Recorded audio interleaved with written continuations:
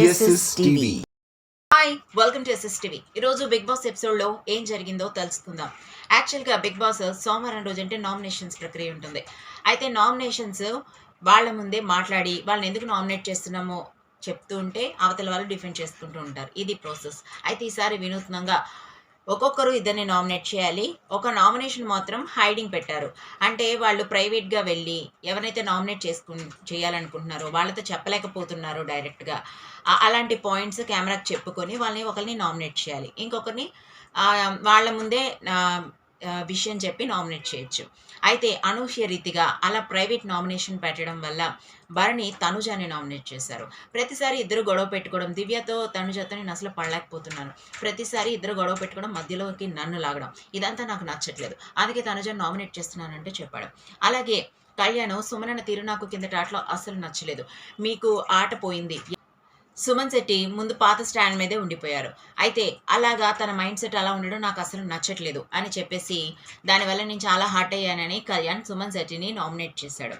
ఆ తర్వాత డెమాన్ పవన్ కళ్యాణ్ తీరు అసలు నాకు నచ్చట్లేదు, వాడి ఆట నార్మల్గా లేదు, మేము ఇద్దరం ఫ్రెండ్స్ అయినప్పటికీ కూడా తన పద్ధతి నాకు నచ్చట్లేదు అని చెప్పేసి డెమాన్ కళ్యాణ్ని నామినేట్ చేయడం జరిగింది. ఇలా అనూహ్య రీతిలో ఒకరికొకరు అంటే ఎవరైతే క్లోజ్గా ఉన్నారో వాళ్ళతో వాళ్ళని కూడా ప్రైవేట్గా నామినేట్ చేయమన్నప్పుడు వాళ్ళ ప్రాబ్లమ్స్ని కూడా చెప్పి ప్రైవేట్గా నామినేట్ చేయడం జరిగింది. ఏకంగా ఇమాన్యుయల్ కూడా నామినేషన్స్లో వచ్చినప్పుడు తనుజాన్ కానీ సంజన కానీ నామినేట్ చేస్తాడేమో అని చెప్పేసి అనుకున్నాం. కానీ ఇమాన్యుయల్ కళ్యాణ్ని డెమాన్ పవన్ని నామినేట్ చేశాడు.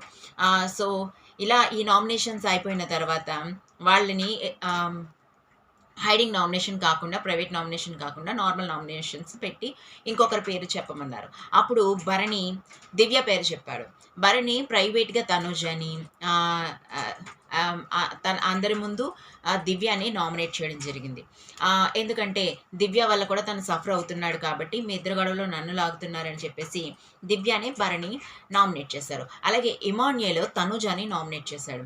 తనుజాని నామినేట్ చేసి మాట్లాడుతున్నప్పుడు నువ్వు ఎందుకు ఆల్రెడీ ఒకసారి త్యాగం చేసి కెప్టెన్సీని వదులుకున్నాను, నువ్వు ఇంకొకసారి కెప్టెన్సీ టాస్క్లో పాల్గొనడానికి కెప్టెన్ అవ్వడానికి నువ్వు స్టాండ్ తీసుకోవచ్చు, కానీ నేనెందుకు కెప్టెన్ అవ్వకూడదు అని చెప్పేసి తను అడిగింది. ఆ లాజిక్కి తను మాట్లాడలేక స్తంభించిపోయాడు. ఆ తర్వాత వాళ్ళిద్దరి మధ్య గట్టిగానే జోరుగానే డిస్కషన్ జరిగింది.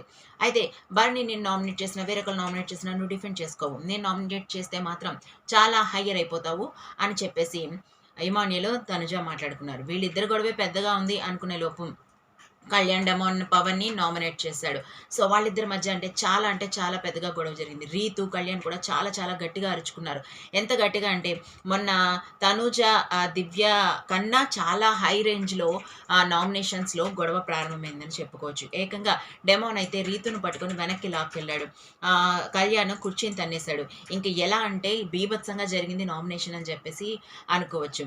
అండ్ తనుజ దివ్యని నామినేట్ చేసింది బహిరంగంగా.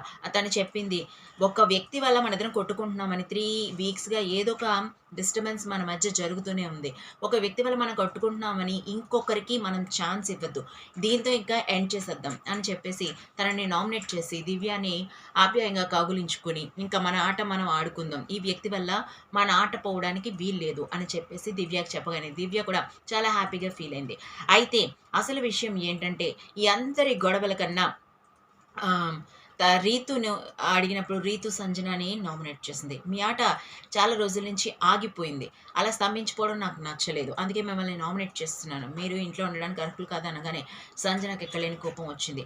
నేను అంత ఆట ఆడకుండానే ఇంత స్టేజ్కి వచ్చానని నువ్వు అనుకుంటున్నావా రీతు? నువ్వు ఇలాంటి కారణం చెప్పి నన్ను నామినేట్ చేయడానికి నీకేమీ ఇది లేదా? అలా అంటే నువ్వేం ఆడుతున్నావు ఇంట్లో, డెమాన్తో మాట్లాడుకోవడం తప్ప, రాత్రులు కూర్చొని గంటలు ఆసుకేసుకుంటావు, నీ మీద నేను చాలా బెటరు అని చెప్పేసి అనగానే రాత్రులు నేను కూర్చుంటున్నాను, అందరితో మాట్లాడుతున్నాను కదండి, లేదు అందరూ నిద్రపోయిన తర్వాత మీరిద్దరు పర్సనల్గా మాట్లాడుకుంటున్నారు, మీ ఇద్దరు పర్సనల్గా ఉంటున్నారు అని చెప్పేసి అనగానే రీతుకి ఎక్కలేని కోపం వచ్చింది. బిగ్ బాస్ మీరు ఖచ్చితంగా ఆ వీడియోని రివీల్ చేయండి. మీ అన్ని కెమెరాస్ చూస్తున్నాయి కదా, నేను రాత్రులు డెమోతో నేను ఏం చేస్తున్నాను, ఈరోజు నామినేషన్స్లో ఇలాంటి పదం ఎందుకు ఉపయోగించాల్సి వచ్చింది, మీ కెమెరాస్ ఉన్నాయి కాబట్టి నేను ఏదన్నా తప్పుగా డెమోతో బిహేవ్ చేస్తుంటే ఆ వీడియోని ఇప్పుడే రివీల్ చేయండి అని చెప్పేసి రీతు చాలా గట్టిగా అరిచింది. కానీ ఇలాంటి మాటల వల్లే సంజన ఓటింగ్ తగ్గుతుందని చెప్పాలి. సంజన ఆల్రెడీ ఈ వీక్ నామినేషన్స్లో ఎలిమినేషన్ జోన్కి వచ్చి పక్కనుంది దివ్య కాబట్టి సేఫ్ అయింది. ఒకవేళ దివ్య లేకుండా ఆ పక్కన వేరెవరన్నా ఉంటే డెఫినెట్గా లాస్ట్ స్టేజ్లో ఉన్నది సంజనయే కదా. సో ఈసారి దివ్య తనుజ కలిసిపోయారు. ఉరుమురుమి మంగళం మీద పడ్డట్టు వాళ్ళు బాగానే ఉండి ఈసారి భరణికి ఖచ్చితంగా గట్టిగానే ఉంటుందని చెప్పొచ్చు. ఎందుకంటే వీళ్ళు బాండింగ్ అని చెప్పేసి ఇది పాజిటివిటీకి వచ్చేసరికి వీళ్ళు ముగ్గురు విడిపోయారు. సో ఇప్పుడు ఆట ఎలా ఉంటుందనేది ముందు చూడాలి. అయితే ఇప్పుడు సంజన ఇలా మాట్లాడడం వల్ల నెక్స్ట్ వీక్ తనకి నిజంగా ప్రాబ్లం అని చెప్పాలి. దివ్యకి మేబీ ఓటింగ్ పెరిగితే తన బిహేవియర్ ఈ వీక్ బాగుంటే సంజనయే నెక్స్ట్ వీక్ బయటికి వెళ్ళిపోతుంది. ఒకవేళ అలా కాదని డబుల్ ఎలిమినేషన్ చేస్తే గనక దివ్య సంజన ఇద్దరు కూడా బయటకు వెళ్ళిపోయే ఛాన్సెస్ ఉన్నాయి.